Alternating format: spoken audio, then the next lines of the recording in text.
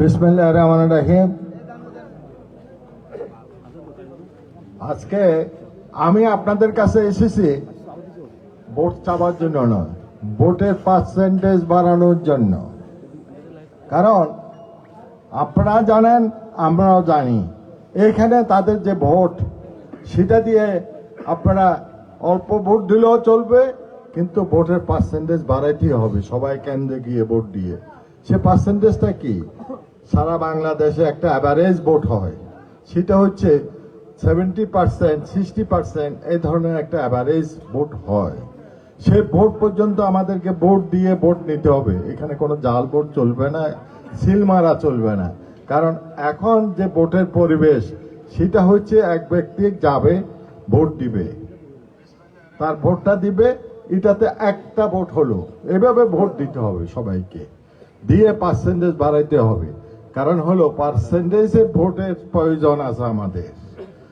আমরা দেশকে জানাইতে হবে এই দেশের গণতন্ত্রমুখী লোকেরা সবাই ভোট কেন্দ্রে গিয়েছে এবং ভোট দিয়েছে। আমরা চেষ্টার ত্রুটি করব না আমাদের মা বোনদেরকে ভোট কেন্দ্রে নেওয়ার জন্য। আপনাদের সহযোগিতা আমরাও চেষ্টা করবো, আমাদের কর্মী বাহিনী, অসংখ্য কর্মী বাহিনী নামাবো, তারাই চেষ্টা করি আমাদের মা বোনদেরকে নেবে, এবং সেই ব্যাপারে আপনারা আমাদেরকে সহযোগিতা করবেন তাদের ভোট কেন্দ্রে নেওয়ার জন্য। ভোট দিয়ে ভোটের পার্সেন্টেজ করাতে হবে। আগের সে সিস্টেম এখন নাই। পুলিশে সিল মারি নেবে, প্রিসাইডিং অফিসার নেবে, কর্মী বাহিনীরা যারা আছে তারা নেবে, এটার কোনো সুযোগ নেই। আপনারা, আমি শুধু এইটুকু বলার জন্য আপনাদের কাছে আসছি, কারণ জামাতের কি ভোট আছে সেটা আমি জানি সারা সন্দ্বীপে। কারণ তারা দুইটা দাঁড়িপাল্লা নিয়ে দুইটা নির্বাচন করেছে। এক নির্বাচনে তারা 5,000 ভোট পেয়েছে, এক নির্বাচনে তারা 8,000 ভোট পেয়েছে। এবার না হয় 15,000 ভোট পাবে, 20,000 ভোট পাবে, 25,000 ভোট পাবে, এসে ভাড়া নেই। কারণ তাদের সাথে অন্য কেউ নেই, হাত পাকাও নেই। হাত পাকা তার স্বাধীনভাবে জন্ম নেয়, তার স্বাধীনভাবে সে ভোট করতেছে। অতএব আপনাদের কাছে আমার আকুল আবেদন, আপনারা ভোট কেন্দ্রে আসবেন। 17 বছর আপনারা কোনো ভোট কেন্দ্রে যেতে পারেন না, ভোট দেন নেই, ভোট দিবার কোনো অভ্যাস সৃষ্টি করে ফেলছেন, আপনারা ভুলিয়ে গেছেন। জীবনের শেষ প্রান্তে এসে যারা বৃদ্ধ, তারা শেষ প্রান্তে আসে একটা ভোটটা দিয়ে যান, একটা স্মৃতি রাখেন। জাতির জন্য একটা উপকার হবে, দেশের জন্য একটা উপকার হবে। আপনার না হোক, দলের না হোক, কিন্তু দেশের জন্য হবে আপনার এই ভোট।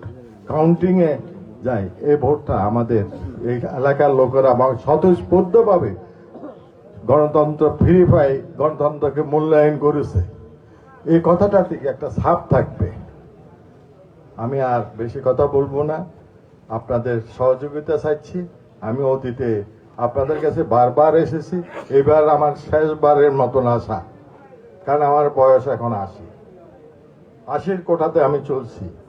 আর রাজনীতি করার ইচ্ছা থাকলেও করা যাবে না, বয়সে আমাকে দিবে না। এটা হয়তো আমার শেষ নির্বাচন।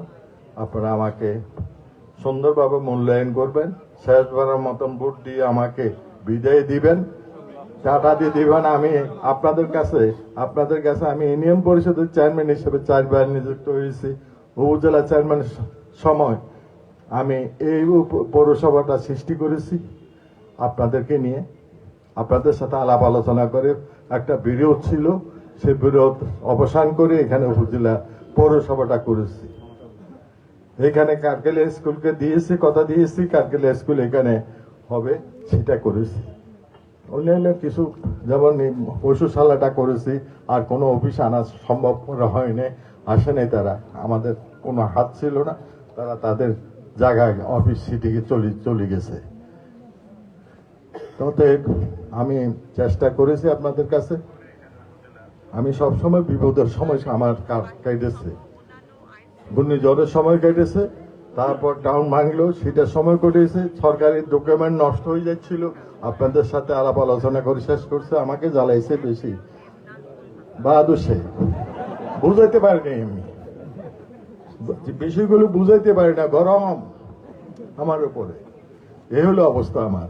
যাক, এখন বুঝেছে, সবকিছু অনুভব করেছে, তো সবাইকে আন্তরিক মোবারকবাদ জানে আমার জীবনের শেষ নির্বাচনে অংশগ্রহণ করেছি।